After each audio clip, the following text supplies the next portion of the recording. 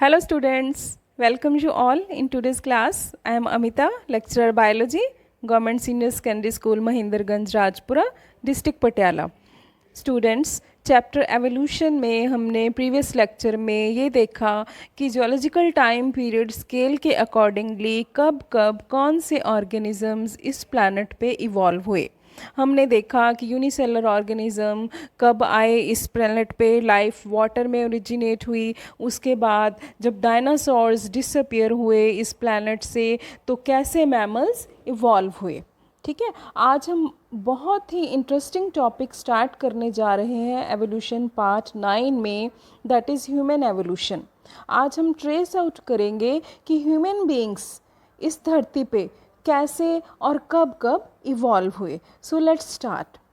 अगर हम Charles Darwin को रिकॉल करें, आप भली भांति परिचित होंगे चार्ल्स डार्विन से, बहुत ही फेमस नेचर लवर थे. उन्होंने एक बुक लिखी डिसेंट ऑफ मैन. उसमें उन्होंने ये हिंट दिया कि मैन, मॉन्की एंड एप्स तीनों के कॉमन एंसेस्टर्स थे.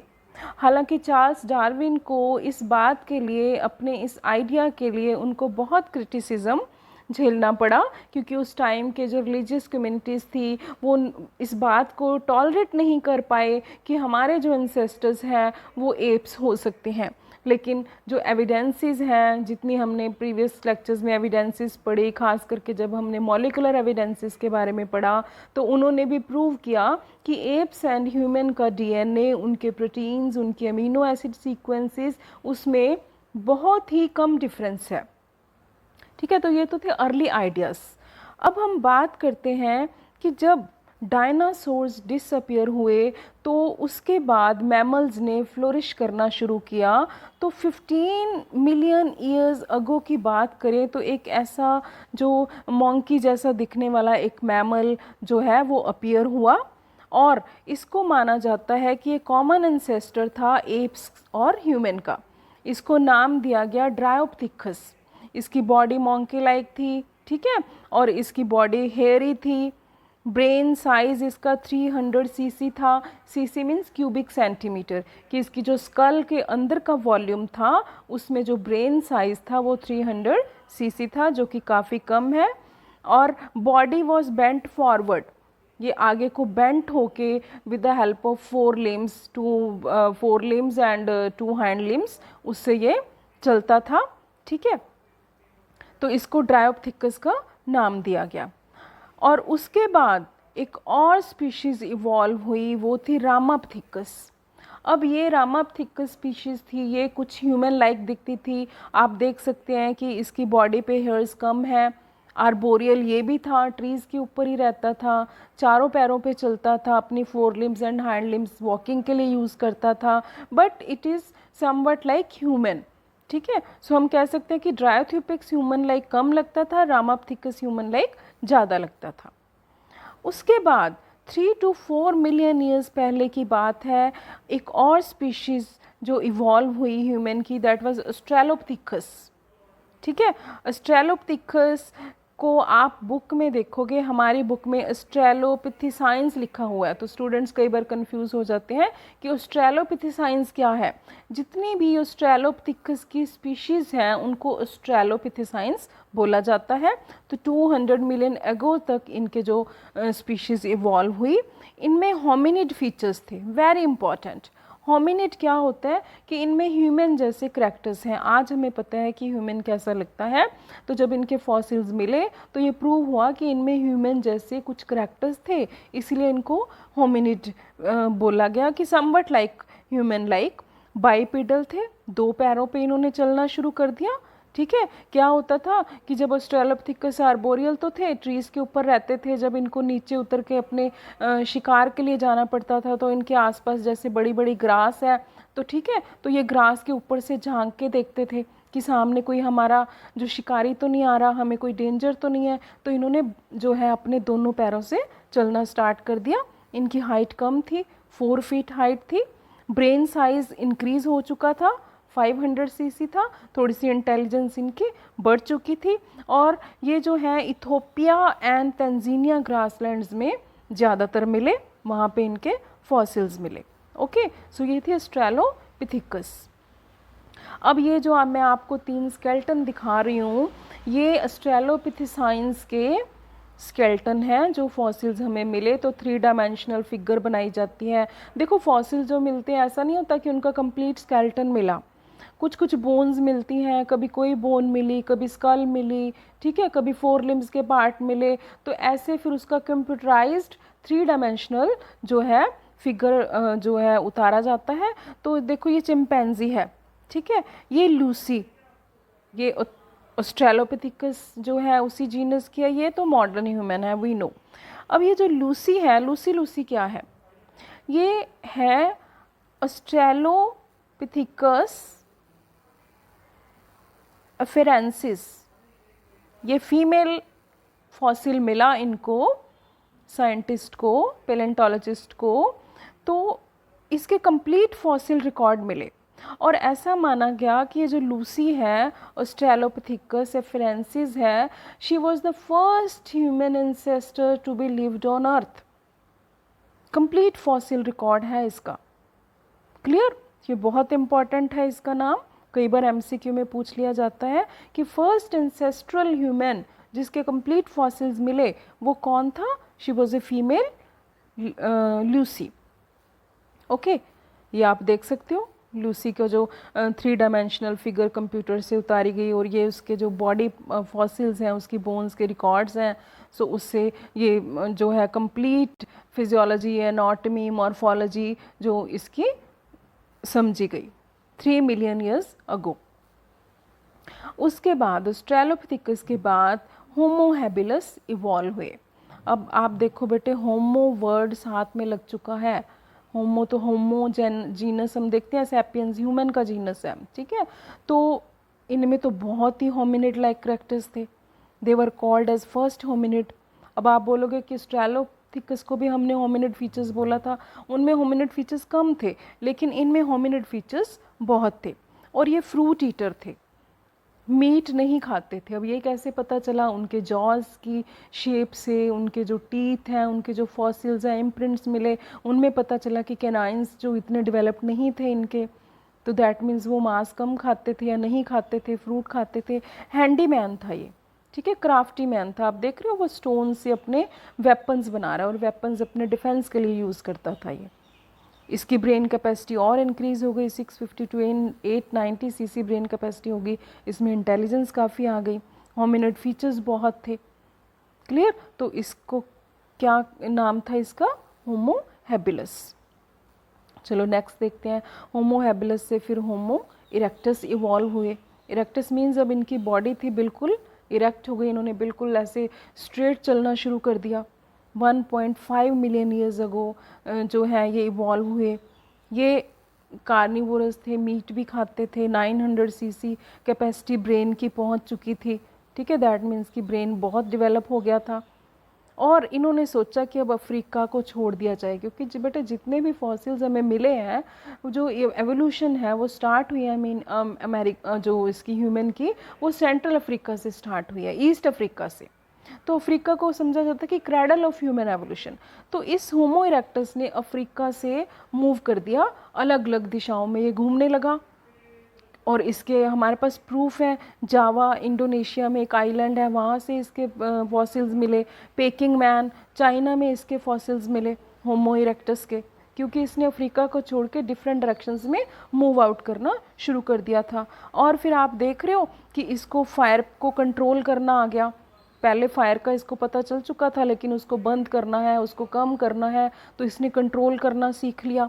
इसने फैमिली में रहना शुरू कर दिया, ठीक है, सोशल लाइफ इसको समझ आ गई।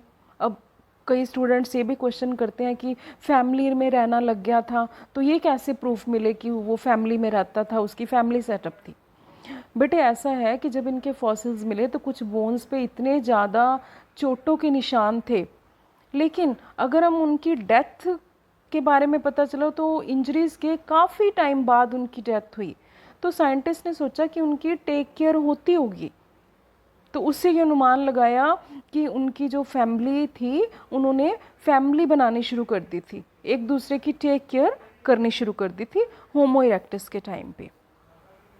अब होमो इरेक्टस से 2 और स्पीशीज़ इवॉल्व हुई, होमो sapiens neanderthalensis and homo sapiens फोसैलिसिस। ये जो निएंडरथैलेंसिस बोलते हैं, इस स्पीशीज़ के जो फॉसिल्स थे वो निएंडर वैली है जर्मनी में, वहाँ से मिले।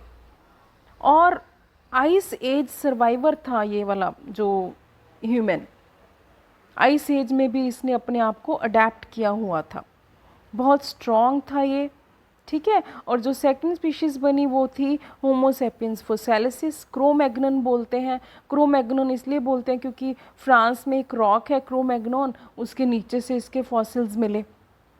क्लियर? तो यहाँ से बेटे ह्यूमन एवोल्यूशन का एक बहुत ही इंटरेस्टिंग फैक्ट सामने आया, मैं कहूँगी एक दुखदाई फैक्ट भी हम इसको बोल सकते हैं। क्या हुआ कि चलो पहले हम निएंडरथल मैन को डिस्कस करते हैं कि इसके साथ क्या हुआ, ठीक है। ये फर्स्ट सिविलाइज्ड मैन था।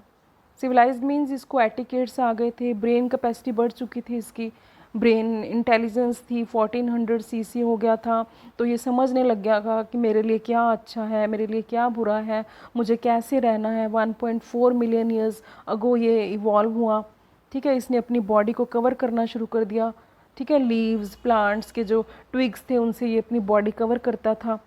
अपने रिलेटिव्स की डेथ के बाद उनको बरी करना शुरू कर दिया, इतनी इसको सिविलाइज्ड हो गया था ये। शॉर्ट स्ट्रेचर था, इसकी हाइट बहुत कम थी, स्ट्रॉन्ग मैंडिबल था, जॉज इसके बहुत स्ट्रॉन्ग थे, और eastern and central part of India में इसने मूव करना शुरू कर दिया था, वहाँ से भी इसके फॉसिल मिले। निएंडरथल मैन बहुत स्ट्रॉन्ग था ये, ब्रॉड बिल्ड था ये। क्लियर?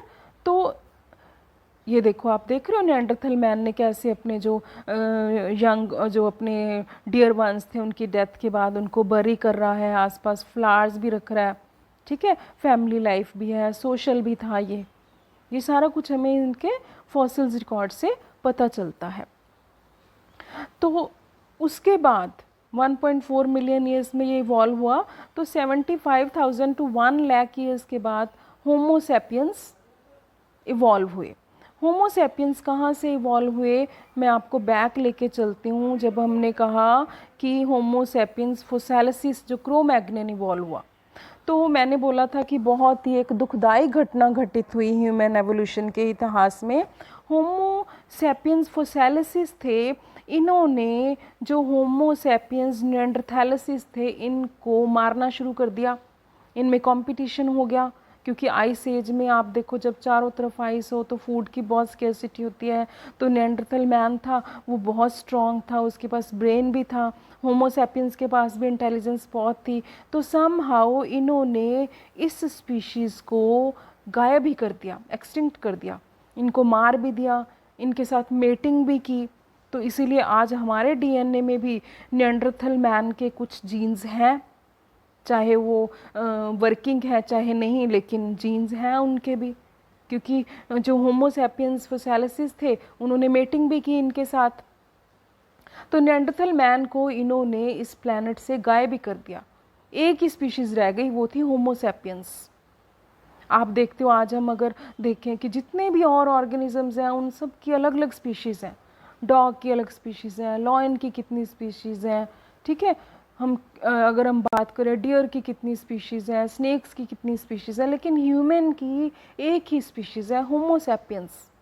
क्योंकि ह्यूमन ने किसी और स्पीशीज़ को इस प्लैनेट पे फ्लोरिश नहीं होने दिया, due to competition and due to the जो ब्रेन उसकी जो कैपेसिटी थी, जो इसकी इंटेलिजेंस थी, तो उसने इस प्लैनेट पे सिर्फ अपनी ही स्पीशीज़ को जो है सर्वाइवल बना के रखा। क्लियर?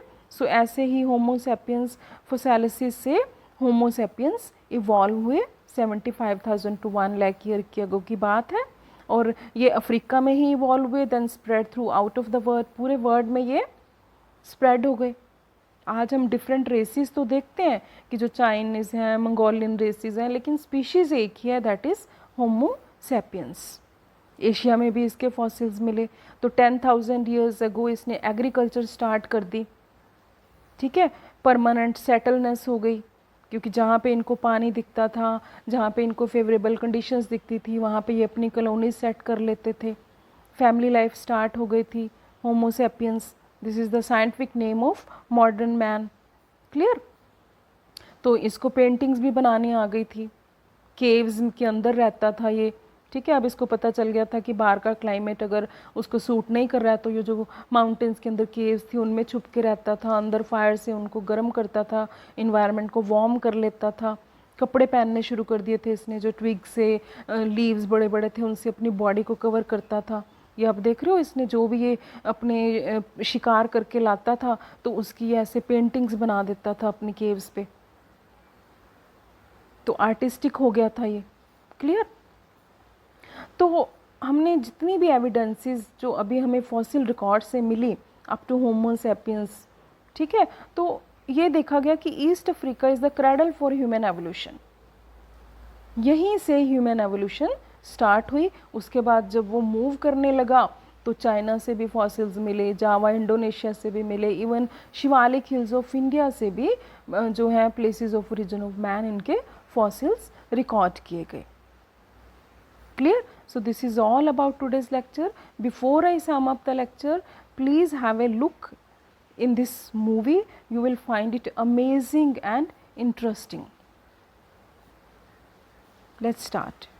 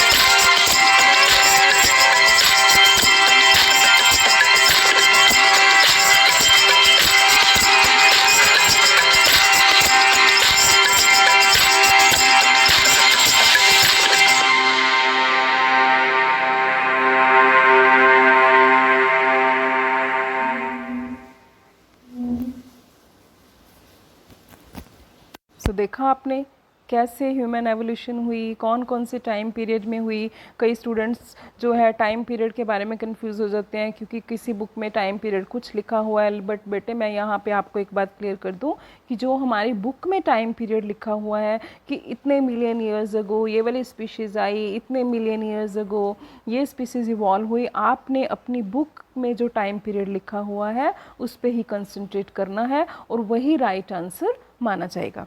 एक चीज़ मैं आपको यहाँ पे और दिखाऊंगी, यू कैन सी, ये American museum of natural history है न्यूयॉर्क में।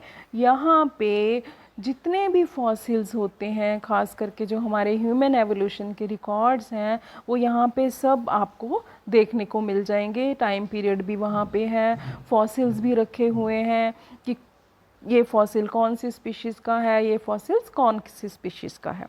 अगर आप कभी इसको सर्च करना चाहो तो आप इसको सर्च करके देख सकते हो, American museum of natural history in New York. Okay students, so this is all about today's lecture. Thank you.